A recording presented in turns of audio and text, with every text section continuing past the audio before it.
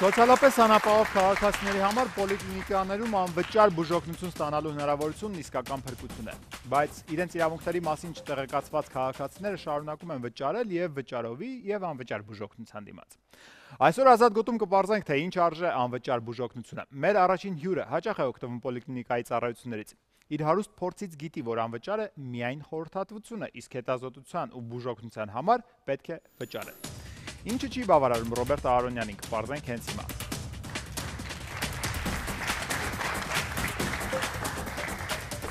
Երիտասարդ եք բավականին եւ արդեն պոլիկլինիկայի բուժօգնության կարիք եք ունեցել եւ ինչ հարցերով եք դիմել բուժօգնության։ Գիտեք, բացի դրանից, որ ես եմ բուժօգնության կարիք ունեցել, իհարկե այսօր Հայաստանում տենց ճգնաժամային իրավիճակը, որ երիտասարդներն են բավականին հաճախ օգտվում։ Ռոբերտ Ահարոնյան, քաղաքական գործիչ։ Մենք պետք է պայքարենք պոլիկլինիկաներում բյուրոկրատիան վերացնելու համար։ Շաքարային դիաբետի կարգավիճակով օգտվում եմ։ Եվ հստակ գիտեմ, որ շաքարային դիաբետի համար կարծես կա անվճար եւ դեղամիջոցներ եւ հստակ բուժօգնություն։ Չեմ ուզում միայն հենց այդ հիվանդության մասին խոսել եւ այդ խնդիրների մասին խոսել, բայց օրինակներից մեկը, որ բուժում են ըստ դեղի, ինչ դեղ որ կա այդ պահին պոլիկլինիկայում, այդ դեղը դուրս է գրվում։ Պարոն Ահարոնյան, այդ խորհրդային ժամանակներում էր, որ բոլոր հիվանդությունների դեմ միայն ասպիրին։ Գիտեք, խորհրդային ժամանակ պոլիկլինիկաները եւ մասնագետները այդքան պատրաստված էին, որ կարիք չկար երևի դաժե անցնելու ինչ որ ուրիշ բուժումներ։ Հիմա էլ են պատրաստված, բայց դուք եք ասում, որ դեղամիջոց չկա։ Հիմա բժիշկը զբաղվում է պոլիկլինիկայում միայն գրելով։ Միայն մտնում ես պոլիկլինիկա, որ ստանալ շաքարի դեղ, քեզ անպայման ուղարկում են սկզբից թերապևտի մոտ, ինքը գրում է, չի նայում քո վրա, չի հարցնում։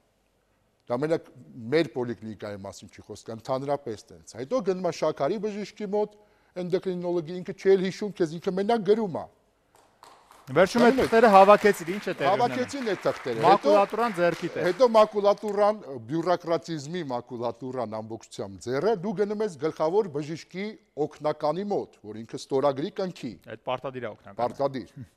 Որից հետո դու գնում ես կանգնում ես պոլիկլինիկայի դեղատանը մոտ 1.5 ժամ հերթ։ Պատկերացրեք, որ դու աշխատող ես, պետք է առաջի հերթին բռնացնես, ուրեմն թերապևտին, որից հետո էնդոկրինոլոգին նույն ժամին։ Հետո սովորաբար մինչև ժամը 12-ն է լինում։ Դե մինչև 12-ն է լինում, կամ մինչև 3-ն է դեղատունը բաց, այդ օրը երիտասարդ անձնավորությունը, որը եկել է դեղի հետևից, ինքը չի գնում աշխատանքի։ Աշխատանքային օրը տապալվեց հաստատ։ Եվ դա ոչ միայն այդ ձևաչափով է կատարվում, խնդիրներ լինում, օրինակ, վերջերս մի խնդիր կար, երեխան ընկել է ձեռը ջարդել։ Ձեռը ջարդել է երեխան, կա սերտիֆիկատ, որ երեխան պետք է անվճար ստանա բուժօգնություն մինչև 8 տարեկան։ Գնում ես պոլիկլինիկա, պոլիկլինիկային ասում են, վայ, դե ռենտգեն չենք անի, որտեվ явно ջարդած է, գնացեք այդ սերտիֆիկատով հիվանդանոց։ Բայց ինչ չափով է ջարդված։ Գնում ես այդ որ երկու անգամ, ասենք, ռենտգեն չընկնի երեխան։ Գնում ես հիվանդանոց, հիվանդանոցում քեզ ասում են, վայ, մենք չենք կարա, դուք պետք է նապրավլենիա բերեք, նապրավլենիան պետք է ռենտգեն ունենա։ Գնում ես այդ երեխայի ձեռը ջարդած է, ցավով, գնում ես այդ պոլիկլինիկա։ Պոլիկլինիկայում քեզ ասում են, հարազատ, եկել եք շատ լավ եք արել։ Մենք կարող ենք նկարել, բայց ռենտգենը ձեզ չեն կարող տալ, որտեղ այդ ռենտգենը պետք է դնենք ստեղ փաստաթղթերի մեջ ու ապացուցենք, որ մենք օգտագործել ենք այդ պլյոնքեն։ Նորից դու գնում ես արդեն էպիկրիզով բժշկի մոտ։ Դեռ ասում է, չէ, բայց ես ռենտգենը չտեսնեմ, երեխային երկրորդ անգամ մտնում են ռենտգենի տակ։ Տենց բազմաթիվ խնդիրներ, խնդիրներ։ Ես ուզում եմ հասկանալ, դուք դա հումորային ֆիլմի սցենար եք նկարագրում, թե իրականությունն է, եկեք հասկանանք պոլիկլինիկայի վարիչի հետ։ Հայաստանի երևի։ Ֆիլմի հաջորդ դերասանը կամ իրական մասնակիցը պոլիկլինիկայի փոխտնօրեն, հատկապես մանկության գծով փոխտնօրեն Նունե Պետրոսյանը մեր տաղավարում այսօր կփորձի պատասխանել հարցերին։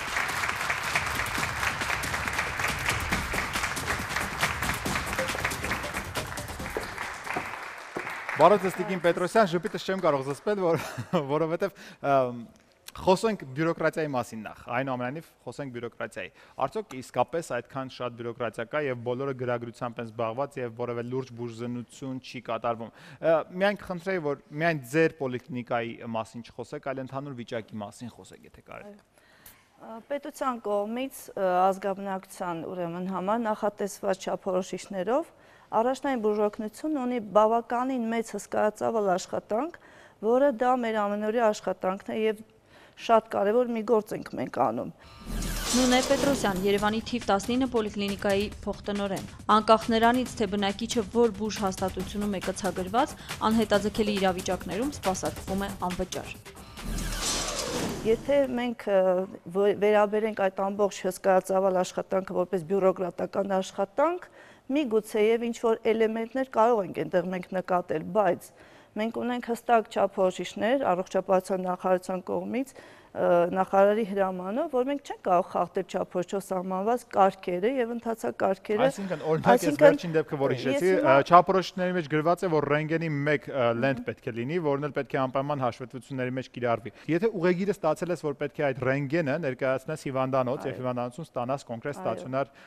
բուժօգնություն, այդ ռենտգենի հետ ինչ է տեղի ունենալու։ Չկա նման բան։ Գոնե տվեք օգտագործեն, հետ կբերեն կտան ձեր հաշվետվության մեջ կդնեն։ Երբևիցե նման դեպք չի եղել, որ կատարվի ռենտգեն հետազոտություն, եթե հատկապես երեխայի առումով ասեմ։ Հատկապես բառը սկսեց վախեցնել, այսինքն եզակի դեպքեր կան։ Չէ, ենթադրենք ես երեխաների առումով պատասխանատուն եմ, հա, փոխտնօրեն իմ առօրյա աշխատանքում նման դեպք չի արձանագրվել, որ մենք ռենտգեն կատարենք եւ երեխային ուղեգրուց այդ ռենտգենը չփոխանցվի։ Բացի այդ, ուղեգրմանը կից լրացվում է քաղվածք, որտեղ մանրամասնորեն նկարագրվում է ինչպիսի հետազոտություններ այդ օրը երեխայի համար կատարվել կամ մեծահասակների թեկուզ։ Ամբողջ ծավալը նշում է քաղվածքում, որը տրվում է բնակչին հիվանդանոց ստացիոնար ուղեկրելու ժամանակ։ Բայց ինչ մասն եք խոսում, պարոն Արոն։ Չկա նման բան։ Ես ավելի կոնկրետ հիշեցի այդ երեխայի թևի մասին։ Գնացել են հետ պոլիկլինիկա, թողել են 2000 դրամ, որ այդ թուղթը պետք է հետ վերադառնա։ Ո՞վ է պահանջել այդ 2000 դրամը։ Այս ինչ կոռուպցիոն ռիսկի մասն եք խոսում։ Երևի հենց ռենտգենոլոգը, ով ռենտգեն է անում։ Որ ռենտգենը հետ բերի։ Որ հետ թուղթը հետ բերեն 2000 դրամը հետ կտան։ Եվ տենց էլ այդ մարդիկ տարել են հետ են տվել այդ թուղթը։ Ես կարող եմ վստահաբար ամենայն ռենտգենը պետք է հետ վերադարձվի, թե ոչ։ Ռենտգենը մենք տալիս ենք ծնողի ձեռքը, բնակչի ձեռքը, որտեղ դա իր սեփական հետազոտության արդյունքն է։ Որի համար նա վճարել է, թե ոչ։ Չէ, չի վճարում բացարձակապես։ Գնեք, իսկ աչոտը ո՞նց եք տալու։ Աչոտը մենք ունենք գրանցամատյաններ ռենտգեն կաբինետում, որտեղյալ օրը տեղամասային մանկաբուժի կամ տեղամասային թերապևտի կողմից եղել է ուղեգրում ռենտգեն կաբինետ, որը ֆիքսվում է եւ ամբուլատոր քարտում։ Այդ բավարար է, այսինքն ռենտգենի որ ռենտգեն կաբինետն էլ իր գրանցամատյանում է դա լրացնում եւ ինչ դիագնոզ է եղել, ինչպիսի ուղեգրում, Всё, դա հիմք է վերջնականապես։ Պարոն Արոնյան, երևի հին աշխատողներից էր դեռ չէր կերպարանափոխվել։ Այդ դեպքը եղել է բուկվալնը մոտ մի 7-8 ամիս առաջ։ Այդ դեպքը չեմ ուզում ասել, որ պոլիկլինիկան կարիք չկա երևի թե որտեղ դա ոչ մի պոլիկլինիկայում չի կատարվում։ Ամբողջությամբ տենց է։ Դա ոչ թե բժշկի մեղավորություն է, դա սիստեմայի ուղղակի բյուրոկրատիզմի։ Բայց դուք հստակ համոզված եք, որ տվյալ քաղաքացին այդ բուժ հաստատությունում է հավաքագրված եւ սպասարկում։ Միգուցե նա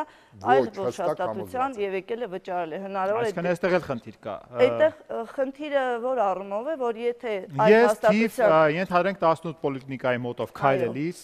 կոտրում եմ ոդկս, մուտք գործեմ այդ պոլիկլինիկա, բուժօգնություն ստանամ թե ոչ։ Դա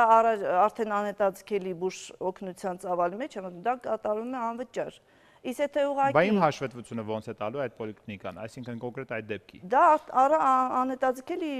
իրավիճակ է։ Կա նախատեսված այդպիսի բան կա։ Նախատեսված այդպիսի այո, մենք ծավալ ունենք եւ ցանկացած բնակիչ անկախ նրանից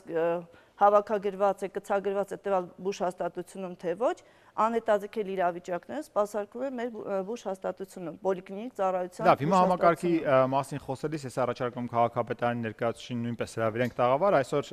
մեր հարցերին կփորձի պատասխանել քաղաքապետարանի առողջապահության վարչության ավագ մասնագետ Ահարոն Բարսեղյանը։ Դիմավորեք։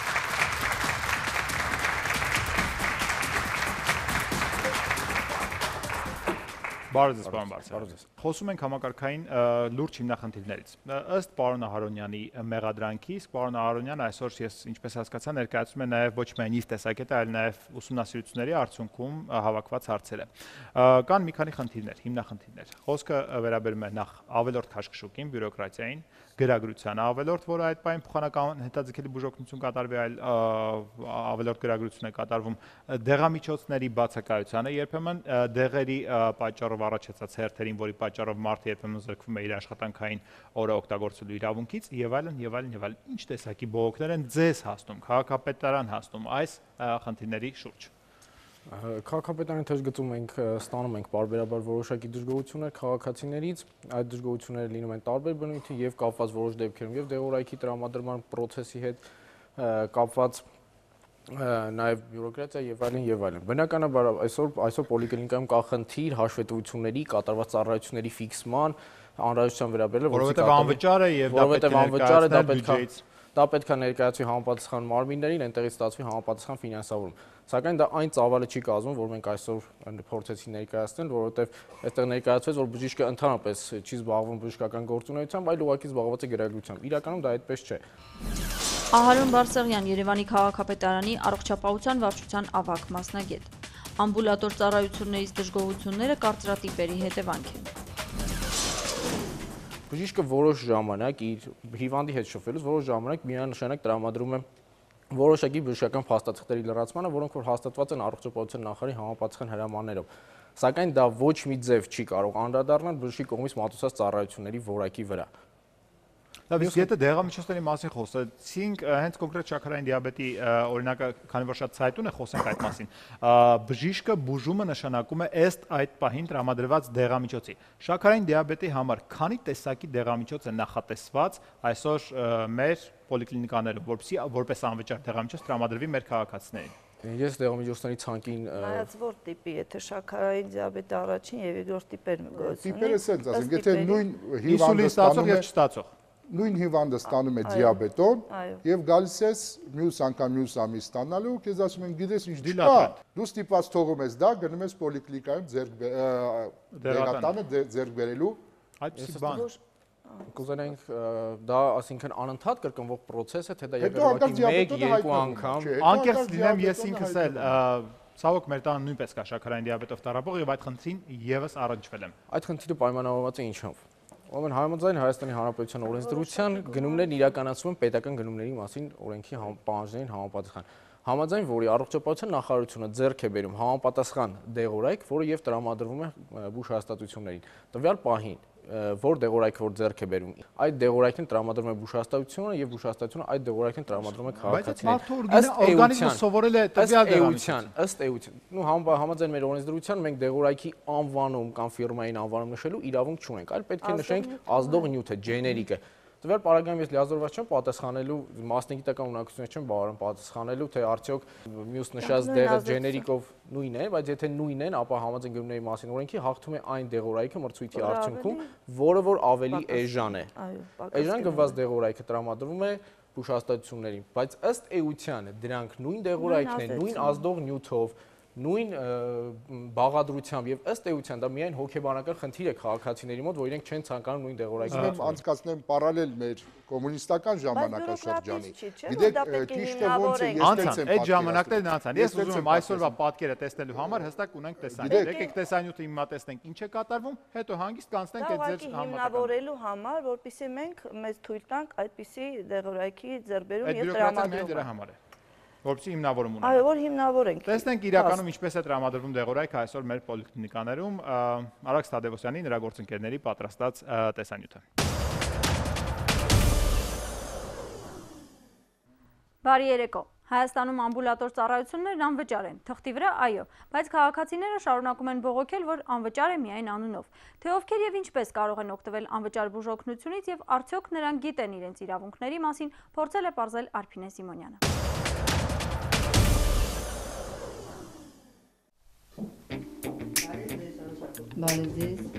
Երևանի թիվ 20 պոլիկլինիկայի փոխտնօրեն Տիկին Ղազարյանն իր ամենօրյա շրջայցն է կատարում։ Պարզում է, քանի հիվանդ եկավ, ինչ խնդիրներով ու ինչ նշանակումներով հեռացավ։ ժողովուրդը ինքն է ուզում թելադրել այն հետազոտությունների ծավալը, որը ուզում է անցնել։ Անվճար, այսպես ասած, պետության կողմից երաշխավորված բուժ օգնությունը պոլիկլինիկաներում դա նշանակում է, որ բժշկական ցուցումներով, բժշկի նշանակմամբ պետք է ինչ-որ հետազոտություններ կատարվի։ Եթե մարդը գալիս է ուզում է, որ ինքը ասում է, ես ուզում եմ անցնել սոնոգրաֆիա, այդ րոպեին բժշկական ցուցումներ չկա։ Պետության կողմից երաշխավորված բուժօգնության չափորոշիչների մեջ դա էլ է ընդգրկված է որպես վճարովի ծառայություն։ Եթե դու ես ուզում եւ ոչ մի ցուցում չկա բժշկական, դա արվում է վճարովի։ Տիկին Հասմիկի ավելի քան 10 տարվա աշխատանքային փորձը ստիպում է չբացառել զարտուղի ճանապարհով փոխաշխատելու բժշկի գայթակղությունը։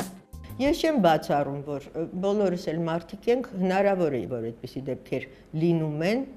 ընդհանրապես, բայց մեր պոլիկլինիկայում այդպիսի դեպքեր չեն եղել։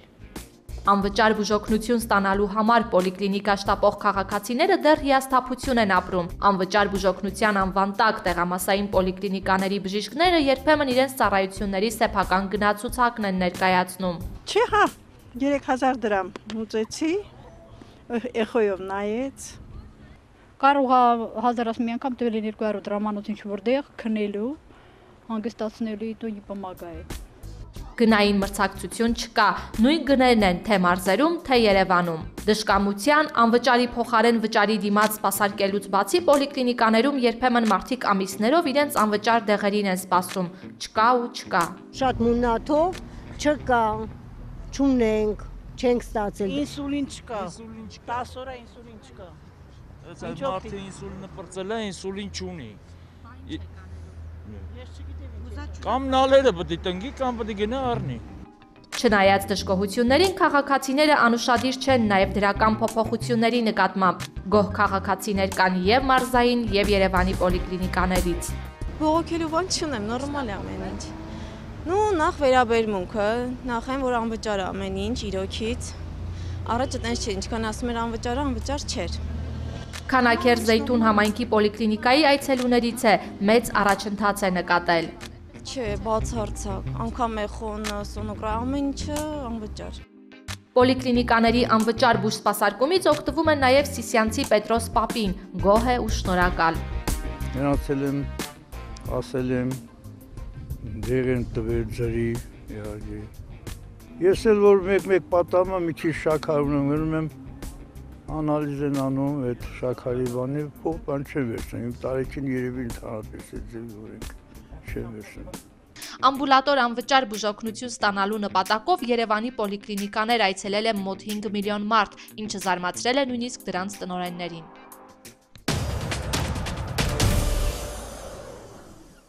Հարցս ուղղում են վերահսկող մարմինների ներկայացուցիչներին։ Այս տարվա ընթացքում անվճար կարգի խախտման քանի դեպք է արձանագրվել եւ կան արդյոք կիրառված տույժեր եւ տուգանքներ այն բուժ ծառայողների հանդեպ, որոնք գումար են շորթել հիվանդներից։ Շնորհակալություն։ Շնորհակալություն մեր գործընկերներին։ Շրջայցերի մասով ընդհանրապես հաճախ են արդյոք այդ շրջայցերը կատարվում եւ կոնկրետ Արաքսի հարցի մասին եթե խոսենք։ Շրջայցը բնականաբար քաղաքապետարանի ներկայացուցիչների կողմից կատարվում են բուժհաստատություններ։ Բողոքների հիման վրա թե դրանք պարբերաբար դրանք կարող են լինել եւ բողոքների հիման վրա եւ կարող են լինել պլանային ուղղակի այցերի տեսքով։ Այս պահին ես չեմ կարող ասել, որովհետեւ այդպիսի դեպք չեմ կարողանում հիշել, երբ որ անվճարը դարձել է վճարովի, այսինքն երբ որ քաղաքացին իսկ պետք է սպասարկվեր անվճար, սակայն նրան բուժօգնությունը մատուցել վճարովի հիմունքներով, այդպիսի դեպքեր ես չեմ հիշում այս տարվա ընթացքում համենայն դեպս։ Եվ այսինքն տուգանված բուժաշխատողներ որպես այդպիսի չունենք։ Կա որոշակի հիվանդություն, որոնց անվճար բուժ սպասարկումը հովանավորվում է պետության կողմից։ Ճիշտ է։ Եվ թե այդ բուժ սպասարկման ընթացքում հանկարծ կարիքը եղավ այն բուժ հետազոտության, որը պետության կողմից չի հովանավորվում, ինչ է տեղի ունենում այս դեպքում։ Մարդը ակամայից դառնում է վճարող։ Որոշ դեպքերում հնարավոր է, եթե դեռ տվյալ հիվանդը չի համարվում սոցիալապես հատուկ խմբի անդամ։ Իսկ եթե հիվանդը, այդ հիվանդությունը կրող անձը սոցիալապես հատուկ խմբի ներկայացուցիչ է, ամեն ինչ կատարում է անվճար։ Կոնկրետ մեծահասակների շրջանակներում դրանք հաշմանդամներն են, առաջին, երկրորդ կարգի մանկուց հաշմանդամ երեխաներն են, որոնց կարգեր չունեն, եւ նրանք ամբողջովին սպասարկում են անվճար եւ խորհրդատվությունները եւ ստացիոնար Ես ինչքանով գիտեմ, որ ընդհանրապես պոլիկլինիկաները անվճար են։ Այո։ Հա, խումբ կարևոր չի դա, ասենք։ Չէ, ես պոլիկլինիկայից դուրս աշխատանք, եթե ունի այսօրվա ամենամեծ խնդիրներից մեկը էլի նստաներվի բորբոքում։ Ոնց է այդ հիվանդությունը պոլիկլինիկայի կողմից ասեք։ Ուրեմն անկախ սոցխմբի պատկանող քաղաքացուց պոլիկլինիկ ծառայությունը ամբողջությամբ է կատարում անվճար։ Իսկ եթե խոսքը գնում է այն մասին, որ հնարավոր է լինի ինչ որ մի հետազոտություն, որը պոլիկլինիկ ծառայություն չի կարող իրականացնել, մենք ունենք դժվարամատչելի հետազոտությունների, կանչում է բժիշկին տուն, գալիս է նորմալ, ոչ մի գումար չի ուզում, հա, եւ այդ նստաներվի բորբոքման համար տվյալ բժիշկը պարտադիր մի վարքյան ուղարկում է պարտադիր էխոյի չէ, կներեք ինչա, յամեր, հա, յամերի ու պարտադիր տվյալ բժիշկի մոտ, պարտադիր տվյալ հիվանդանոց։ Գիտեք, մենք չենք կարող սուբյեկտիվ այդպիսի կարծիքներով կարծիք կազմել։ Հասկանեք, այդ սուբյեկտիվ կարծիքներով, այդ սուբյեկտիվ մոտեցումով ստեղծում է տպավորություն։ Այդպիսի դեպք հնարավոր է թե ոչ։ Այդպիսի դեպքեր չեն բացառվում, բայց դա այն կարծրատիպն է, որ ձևավորված է մեր քաղաքացիների մոտ։ Իրականում այդպիսի բաներ շատ քիչ են լինում։ Եթե ենթադրենք քաղաքացին չգիտի յամեր հետազոտությունը Երևանի որ բուժհաստատություն է կատարվում, բժիշկը որպես տվյալ պահին տեղեկատվության տիրապետող անձ կարող է տրամադրել այդ տեղեկատվությունը։ Ենթադրենք յամեր արվում է այս բուժհաստատություններում կարող է գնալ օգտվել դրանից յուրաքանչյուր չկա որ այ եթե ուրիշից բերեց ես պատասխանատվություն չեմ կրում այդպիսի բան չկա նման բան չկա կարող բժշկի փոխարեն ասել հասկանում եք դու կարող եք ձեր փաստաթղթերի վերաբերյալ ասել ինչ որ բան դու կարող եք ասել որ իսկականից դեղերը այսքան գրում են բայց դուք հիմա խոսում եք բժշկի փոխարեն դուք չեք կարող ասել որ այդ բժիշկը այդ միտումով է ասել եկեք այստեղ այնպես չի որ ձեր ասածը դա ճիշտն է մեր ասածը դա սխալ է մենք չենք կարող դա գնահատել բժշկի բարեփոխությունը նա է որ ճիշտ է որ նպատակը այսօրվա հա ոնց անենք որ այդ դժգոհությունները չլինեն ոնց անենք որ չբողոքեն եկեք դժգոհություններից ինչպես արդեն նշեց ես ասեմ դժգոհությունների հիմնական պատճառը դա քաղաքացիների այսպես ուզած ծառայությունների իրենց մտածելակերպ իրենց մեջ արմատավոր այդ ծառայությունը ճիշտ է դա ստանալու եւ բժշկի կողմից տվյալ ցուցումի բացակայության անհամապատասխանությունն է փորձենք փոքրիկ դադարից հետո հասկանալ թե իրականում որ ծառայություններն են որ անվճար են եւ հովանավորվում են պետության կողմից Այսօր խոսում ենք անվճար բուժօգնության մասին, որ ծառայություններն են, որ պետության կողմից հովանավորվում են եւ պոլիկլինիկաներում որպես ծառայություն, բուժծառայություն մատուցվում են անվճար։ Այս մեր քննարկումը շարունակելու համար ես ուզում եմ հրավիրել եւս մի մարդու տաղավար, ով շատ հաճախ է օգտվում պոլիկլինիկաներից։ Նա Գեղարքունիքի մարզից է եւ Մարտունեցի Տերենտ Գրիգորյանը մարզային պոլիկլինիկաների մշտական այցելուներից է եւ նույնպես փաստում է, որ հետազոտություն անցնելու համար այնուամենայնիվ որոշ ծառայություններ վճարով են։ Տեսնենք այդ ծառայությունները այն ցանկից են, որոնք անվճար պետք է լինեին, թե ոչ։ Տերենտ Գրիգորյանին դիմավորում ենք տաղավարում։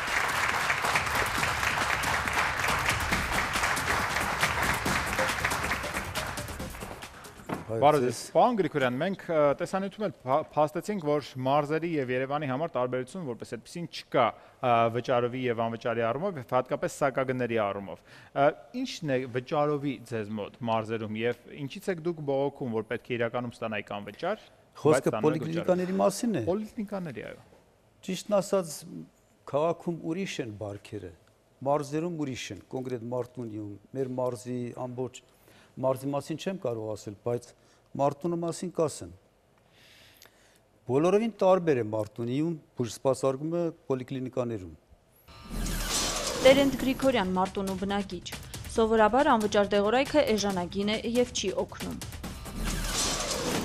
Ներդրված է ընտանեկան բժշկի համակարգը կամ ինստիտուտ, ինչպես որ ասում են, էլի։ Գոյություն են ընտանեկան բժիշկներ։ Մենակ մարզերում չի։ Քաղաքացին դիմում է պոլիկլինիկայի բժշկին։ Բժիշկը որպես ընտանեկան բժիշկ արդեն դիմում է ընտանեկան բժշկին։ Նա ուղեգիր է գրում, թե որ բժշկին ինքը կարող է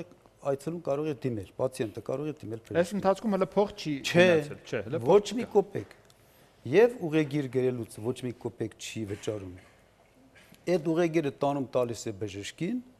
բժիշկը հետազոտում է, խորհրդատվություն է տալիս, լսում է նրան։ Անվճար է։ Անվճար, արյան կամ մեզի քննության իմաստով։ Դարձյալ ընտանեկան բժիշկը ուղեգիր է գրում։ Մարտունիում գնում են լաբորատորիա, անալիզների հանձնում, տալիս են, դարձել վճար չկա։ Էլի անվճար։ Էլի անվճար։ Գնում է ռենտգեն կաբինետ, դարձել անվճար։ Ուղեգրով։ Գնում է էխո, դարձել անվճար։ Գնում է սոնոգրաֆիա։ Բանը հասավ դիվան բաշուն, դեղատնից պիտի դեղ ստանանք, էլի անվճար։ Դեղատ չէ, դեղատնից նայած թե ինչ տեղ է։ Եթե այդ տեղը նախատեսված է շաքարային դիաբետ է, չգիտեմ ուրիշ է։ Անվճար է նախատեսված, ինքը գնում ստանում է անվճար։ Իսկ եթե անվճար տեորայք չկա, դե սովորաբար անվճար տեորայքները էժանագին տեորայքներ են։ Դե պետություն քիչ ազդու։ Իսկ եթե անվճար տեորայք չկա, պետք է տեորայքի համար վճարի գնում, վճարում եւ վերցնում է։ Հիմա խնդիրը ո՞րն է։ Խնդիրը մեզ մոտ այդ հարցը լուծված է, ուզում ասել, անվճար է, պոլիկլինիկաներում անվճար է։ Ինչ վերաբերում է հիվանդանոցային, արդեն ստացիոնար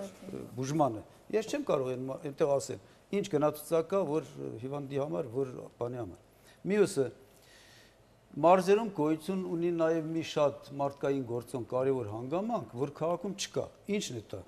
Ծանոթները, բարեկամները, ծանոթությունը մարզերում իրար ճանաչում են։ Օրինակ, մեզ մոտ խնդիրը որտեղ է առաջանում։ Ուզում հասկանամ, թե խնդիր չկա, եկեք մարզերից չխոսենք, ուրեմն մարզերում ամեն ինչ լավ է, երևանցիներով գնանք ապրենք մարզերում։ Մի րոպե ասեն, խնդրեմ, համեցեք, եկեք մարդու, բուժվեք, ստուգեք։ Ուզում եմ մենք շատ օգտակար օգտագործենք այս ժամանակ, եթե կա խնդիր, այսօր ունենք նաև պատասխանատուներ եւ պատասխանատուներից եւս մեկին ուզում եմ հրավիրել տաղավար։ Մեր հաջորդ հյուրը պոլիկլինիկայում երկար տարիներ աշխատած Ելենա Սարգսյանն է եւ դժգոհ քաղաքացիների համար նա կոնկրետ իր հակապաստարկներ ունի։ Տեսնենք իրականում ինչից են դժգոհում քաղաքացիները եւ ինչ հակապաստարկներ է ներկայացնում թիվ 9 պոլիկլինիկայի տնօրեն Ելենա Սարգսյանը։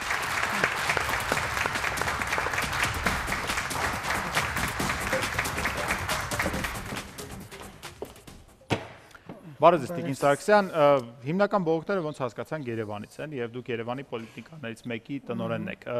Կար պարոն Արոնյանի բարձրացած տարբեր հարցերից հիմնականում չպատասխանվեց այն հարցին, որ հերթեր են գոյանում դեղատանը, պոլիկլինիկայի դեղատանը, որտեղից պետք է ստանա հիվանդը իր դեղը եւ շատ հաճախ դժգոհ են դեղի որակից կամ ուշացումներ կան, ինչպես փաստվեց նաեւ տեսանյութում։ Ուշացումները իրականում այսօր տեղի ունենում են եւ ինչ հաճախականությամբ եւ ում մեղքով։ Դե հիմնականում դեղորայքը գնվում է պետական ընդհանուր գնումներով, անվճար նախարարությունը ձեռք է բերում եւ հատկացնում է հիմնարկներին, հիմնարկները բաշխում են։ Այդ բաշխելու պահին ուղղակի եթե հանկարծ մի փոքր ընդհատում է լինում, արդեն բնակչության թիվը շատ է լինում, երևի դրա հետ կապված է լինում, հիմնականում հերթեր պետք է որ չգոյանան։ Իսկ ինսուլինի կամ ինսուլին չէ, մյուս դեղամիջոցների, երբ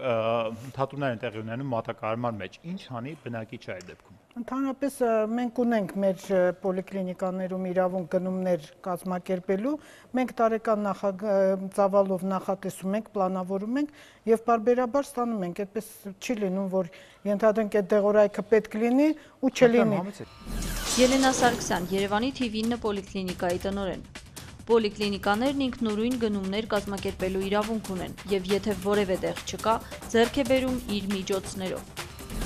Ծայրահեղ դեպքում մենք ունենք պայմանագրեր նաև դեղատների հետ, որտեղից մենք կարող ենք, եթե այդ պահին դեղը չկա, անվճար ուղեգրում ենք, մի անգամից գնում է դեղատնից մարդը գնում է իր Բացի դրանից կա նաև Երևանի քաղաքապետարանի կողմից անընդհատ մոնիտորինգ է իրականացում բուժհաստատություններում առկա դեղորայքի թվաքանակի վերաբերյալ եւ երբ որ ստացվում է իրավիճակ, երբ որ մի դեղորայքում մի պոլիկլինիկայում դեղորայքը բացակայում է, սակայն մյուսում առկա է բավական մեծ քանակություն, կատարվում է դեղորայքի վերաբաշխում։ Այո, որովհետեւ հնարավորինս արդյունավետ ապահովի տվյալ հիվանդի դեղորայքում մատակարարումը։ Բայց կան քաղաքացիներ կան, ախր մենք հենց այդ քաղաքացիներին կարող են լինել նախադեպային 1-2 դեպք, բայց ընդհանուր համակարգը գնահատել ելնելով 1-2 դեպքից կարծում եմ այնքան ճիշտ է, որովհետև համակարգը բավականին արդյունավետ աշխատում է այսօր։ Դրանք ահազանգող դեպքեր են, որը պետք է զգոնության բերեն ամեն դեպքում համակարգին։ Համակարգային ինչ խնդիրներ կա, այս առաջարկում նաև եւս մեկ հոգի գա, դուք խնդրեմ ձեր պատասխանը ուղղակի սպասեք, չմոռանաք, ինչ պետք է պատասխանեիք։ Մեր հաջորդ հյուրն է Սուսաննա Մարգարյանը, դիմավորեք։ Ես լրացում ձեր տված հարցին, ուրեմն մեր պոլիկլինիկայում այն մոնիտորինգը մենք նաև այդ թիվը փոխանցում ենք առողջապահության վարչություն, ամեն շաբաթվա այցելի թիվը։ Մեր պոլիկլինիկայում կազմում է միջինը 4.500 այց բնակչի, շաբաթական։ Եվ եթե պոլիկլինիկ ծառայությունից դժգոհ լինի մեր բնակիչը, դուք պատկերացրեք, թե դա ամսական ինչ հոսք է լինում։ Չկա նման բան եւ մեծ սիրով մեր բնակիչները այցելում են արդեն այն ամենափոքր իսկ գանգատի դեպքում նրանք բազմոթե գինեն ամբողջությամբ անվճար եւ շատ բարեխղճորեն սպասարկում են ստանում։ Ինչ վերաբերում է, որ հնարավոր է 1-2 օր ինչ-որ տեխնիկական կամ կազմակերպչական ինչ-որ մի Ախր այդ 1-2 օր ինսուլին ստացողի համար ճակատագրական կարող է լինել։ Մենք ունենք մեր պոլիկլինիկան ապահովում է նաեւ շատ խոշոր մարդասիրական նաեւ ֆոնդերով դեղորայքի ապահովում ենք իրականացնում եւ այդ ընթացքում մենք լրացնում ենք այդ ֆոնդից եւ մեր ոչ մի հիվանդ դուրս չի մնում այդ սպասարկման ոլորտից։ Եվ եթե կան նման թեժ գծի այդպիսի բողոք, ես ուղղակի կզարմանամ։ Տիկին Պետրոսյան, խոշոր հիմնարկություններում գիտեք օճառը երբ է վերջանում։ Օճառը չի վերջանում այն պայն, երբ վերջին օճառն ես վերցնում դարակից։ Օճառը վերջանում այն պայն, երբ դարակում մնաց 10 հատ։ Այո, մենք միշտ ունենում ենք այդ դարակում մնացածը։ Մենք ապահովում ենք, մենք ունենք մեր հասկացաք չէ ինչի մասն է խոսում, այսինքն պարտավորումը վերջանա։ Մենք միշտ նա ծախսելուց հետո գիտենք, որ հանգիստն է, որ մարդասիրական ֆոնդով մենք դա ապահովելու ենք, որպեսզի բնակիչը չդժգոհի հանկարծ այդ Չնայած նման ժամանակատված մենք չենք էլ ունեցել երևի։ Տիկին Մարգարյան, շնորհակալություն, որ ժամանակ գտաք եւ եկաք մեր հաղորդմանը, դուք ինչ բողոք կոնկրետ ունեք պոլիկլինիկաների աշխատանքի վերաբերյալ։ Արդյոք այսօր իսկապես ամեն ինչ տեղի ունենում անվճար եւ ժամանակին ու ճիշտ պայմաններում։ Ուզում եմ տեղեկացնել, որ որպես մայր, որպես պայքարող այսօրվա պայմանների դեմ կին, դուրս եմ եկել, հարցում եմ կատարել պոլիկլինիկաներից, ուրեմն 14 հոգու հարցման մեջ 8 հոգին պատասխանել են, որ ոչ մի կոպեկ չեն վճարել, ուրեմն 4 հոգի պատասխանել է, որ տվել է սուրճ եւ շոկոլադ։ Դե դա շնորհակալություն կարելի է ձևակերպել։ Բայց պետք է չվերցնեք։ Դա Հիպոկրատին չի վերաբերվում։ Սուսաննա Մարգարյան, Երևանի բնակիչ։ Հայաստանում ամբուլատոր համակարգը կարելի է ասել անվճար է, ինչը չես ասի հիվանդանոցների մասին։ Ներողություն, որ ձեզ բերեն շոկոլադ ջրասեն չեք վերցնի։ Ես եթե աշխատանքի պայմանով պետք է բերեն, տան չեմ վերցնի։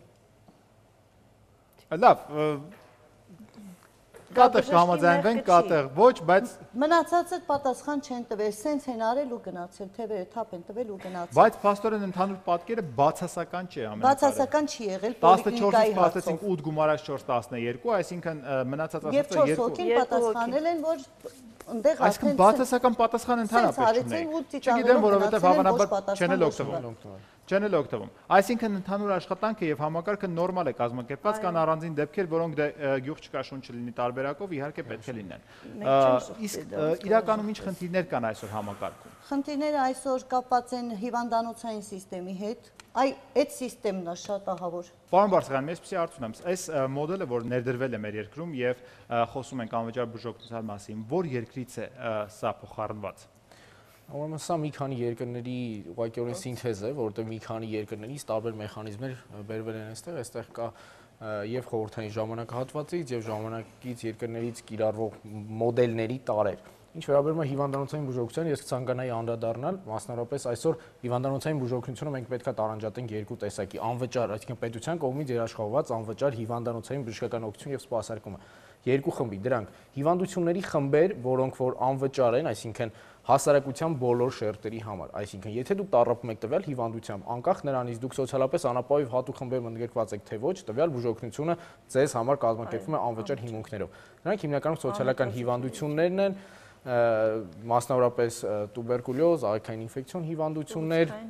ուռուցքային հիվանդություններ, մանկաբարձ գինեկոլոգիական ծառայությունները, 0-7 տարեկան երեխաների հիվանդություն եւ այլն։ Եվ մյուսը սոցիալապես անապահով եւ հատուկ խմբերում ընդգրկված անձինք, որոնց համար որ անվճար է բուժօգնության գրեթե բոլոր տեսակները, այսինքն այն տեսակները, որոնք որ ներառված են Հայաստանի Հանրապետության ամենամյա պետական նպատակային ծրագրերով հաստատվող Դա միայն բուժօգնության ցանկում, դա հիվանդանոցներում,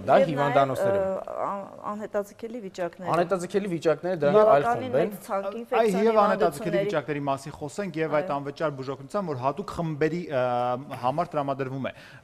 Մինչեւ ուղեգիրը չստանա տվյալ շրջանի պոլիկլինիկայից նրան այդ բուժօգնություն չի տրամադրվի, այսպեսի հարց նույնպես այստեղ պետք է տարանջատել երկու մեխանիզմ, հա, ասեք։ Այստեղ պետք է տարանջատենք երկու խումբ։ Եթե դա անհետաձգելի վիճակ է, այսինքն անհետաձգելի վիճակն է ցանկը հաստատում առողջապահության նախարարի կողմից կողմից, ապա ուղեգրի անհրաժեշտություն չկա։ Եթե դա պլանային դեպք է, ապա պետք է անպայման դիմեն տարածքային պոլիկլինիկա, վերցեն համապատասխան Միանգամից հիվանդանոց գնալ չի կարելի։ Միանգամից հիվանդանոց գնալ չի կարելի, որովհետև միգուցե այդ դեպքը այն դեպքն է, որը որ կարող է սպասարկվել ամբուլատոր պայմաններում, կարող է բուժվել ամբուլատոր պայմաններում, ուստի հիվանդանոց գնալու անհրաժեշտություն միգուցե չլինի։ Հասկանալի, այսինքն գնալ կանգնել հիվանդանոցի դրանը եւ հետո բողոքել թե քեզ հետ ուղարկեցին պոլիկլինիկա, տվյալ դեպքում պարոն Ահարոնյան չի կարելի, որովհետեւ այդպես չի կարելի։ Ես գալիս եմ այն եզրակացության, հարգելինայից, որ մենք всё-таки պետք է պայքարենք ավելի շատ բյուրոկրատիզմը վերացնելու։ Միգուցե եւ հերթերն են, միգուցե եւ բժիշկը, որը որ ինչ որ չափով բյուրոկրատիզմը վերացնելով իր աշխատավարձը բարձրացվի, որ ինքը չնայի տվյալ հիվանդի, որը որ հնարավորություն ունի տալու 1000-2000 դրամ։ Ես մի բան էլի, բյուրոկրատիզմ ես կարող եմ համարել այս գործընթացի այն ուրեմն դետալները, եթե բժիշկը ինչ-որ ձգի արհեստականորեն, ուշացնի ինչ-որ բաներ, այդպես էլ հենց լինում արհեստական ձգում է։ Համաձայնվեք մի բանի հետ, որ գրավոր անկետանները, մի անկետան, մի հատ դեր ստանալու համար 7 տեղ հիվանդը բժիշկը չի կարող դա չանի, ո՞նց կարող դա բյուրոկրատիա համարել։ Հետո մասսայական պետք է դա իրավաբանական փաստաթուղթ է, որ պիտի ներկայացվի։ Իրավունքները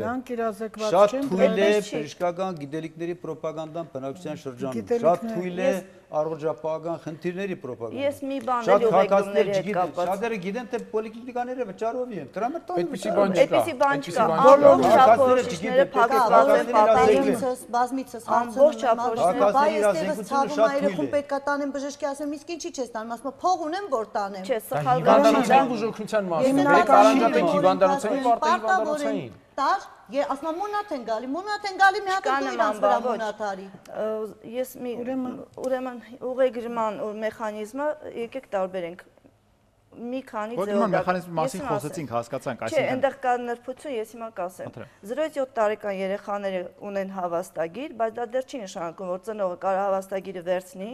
գնա հիվանդանոց, ասի ինձ ինչ հիվանդության բուժեք, չկա նման բան։ Պետք է լինի կամ պոլիկլինիկ առաջնային օղակի տեղամասային մանկաբուժի ուղեգրումը, հա, փաստելով որ երեխան ունի SSS խնդիրը, ուղեգրով, այո, դա երեխային է վերաբերում եւ հավաստագիրն է կցվում նաեւ ծննդյան վկայական երեխայի, որով նա կարող է ներկայանալ բուժ հաստատություն բուժման։ Դա պարզ է։ Կարող է լինել շտապ օգնության կանչերով, չէ, ուղեգրումներ, եթե երեխան հանկարծակի վատացել է կամ թեկուզ մեծահասակը, շտապ օգնության ուղեգրումով են նաեւ ընդգրկվում բնակիչները բուժօգնության, շտապ օգնության մեքենայով եւ նրանց ուղեգրով։ Այնտեղ արդեն բյուրոկրատիզմ չի կարող գոյություն ունենալ եւ հնարավորեն ինքնաուղեգրումով երեխան վատացել է, պապան վերցրել իր մեքենայով հասցրել է ենթադրենք հիվանդանոց, չէ, լինում են ընդունարանի կողմից ինքնաուղեգրումներ, հիվանդանոցի բյուջեի մոտ 20-25%-ի չափով տարեկան նախատեսված, այո, դա պետության կողմից հնարավոր է, որ հիվանդանոցը դա է։ Ես չեմ կարծում, որ Հայաստանում կա որևէ ծնող, երբ երեխան վատ է զգում, սկզբում մտածի ուղեգրի մասին կամ ուղեգրի կամ շտապ օգնություն կանչելու։ Այսինքն պետք է գնալ միանգամից հիվանդանոց, դա ակնհայտորեն լինում են դեպքեր, որ գնում են, եւ դա նույնպես կազմակերպվում է։ Ես չեմ կարող հիմա հիվանդանոցների կողմից երաշխավորել կամ ասել կոնկրետ ձեր դեպքի վերաբերյալ ասել ինչ է կատարվել, բայց տվել է մեզ պետությունը այդ հնարավորությունը, որից օգտվում են բնակիչները։ Տեսնենք թե մեր պետությունը որ երկրներից է փոխարել այս մեխանիզմը եւ որ երկրներում ինչպես է տեղի ունենում անվճար բուժօգնության կազմակերպումը։ Մեր միջազգային տեսանյութը խնդրեմ։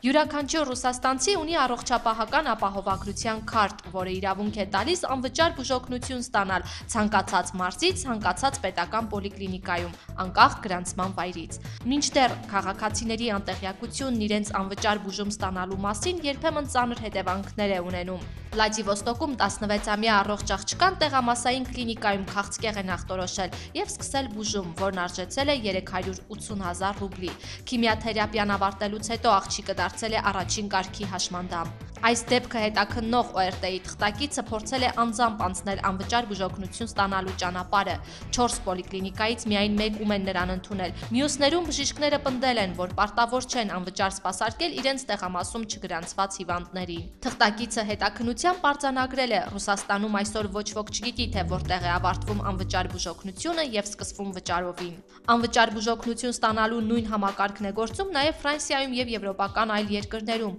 Ֆրանսիացիների 80% առողջապահական ապահովագրություն ունի եւ ապահովագրական քարտերով տեղամասային պոլիկլինիկաներում անվճար բուժվում են։ Ֆրանսիայում միայն բժշկական կրթությամբ աշխատանքի չէ սնդունվի, այստեղ կարևորում են հիվանդների հետ շփվելու, միշտ շփտերես լինելու հանգամանքները։ Ֆրանսիայի կենտրոնական պոլիկլինիկան ունի նաև իր բողոքի կամ առաջարկությունների գիրքը, որտեղ հիվանդների գրառումներն ամեն շաբաթվա վերջում ներկայացվում է տնօրինությանը։ Համենայն դեպս մի բան պարզ է, որ վերջերս աղմկահարույց դեպքերի մասին եթե խոսենք, վերջերս տեղի ունեցավ մի դեպք, երբ Ռուսաստանում մի կին ծննդաբերեց փողոցում եւ միայն այն պատճառով, որ նա գրանցված չէր տվյալ տեղամասային պոլիկլինիկայում եւ չուներ համապատասխան ուղեգիր, նրան բուժ սպասարկում չտրամադրվեց։ Այդ դեպքը Ռուսաստանում էր։ Հայաստանում այդպիսի բան վստահ եմ, որ տեղի չի ունենա եւ Հիպոկրատն էլ չէ, ապա հայի ինքնազգացողությունը հաստատ մեզ օգնության կհասնի։ Համակարգում կարծես թե խնդիրներ կան, ընդունում են նաեւ համակարգի պատասխանատուները եւ բարբերաբար ստուգայցները փորձում են միտվել միայն նրան, որպեսզի վերացվեն այդ խնդիրները։ Ձեզ շնորհակալություն, բժիշկներին շնորհակալություն, շատ հազվադեպ են հայտնվում, թեպետ կան խնդիրներ, բայց եկեք այս պահին շնորհակալություն հայտնենք բժիշկներին եւ հուսանք, որ բոլոր թերությունները կվերացվեն մյուս։ Այսօր այսքանը, եղեք ազատ եւ մի սահմանափակեք մյուսների ազատությունը, կհանդիպենք։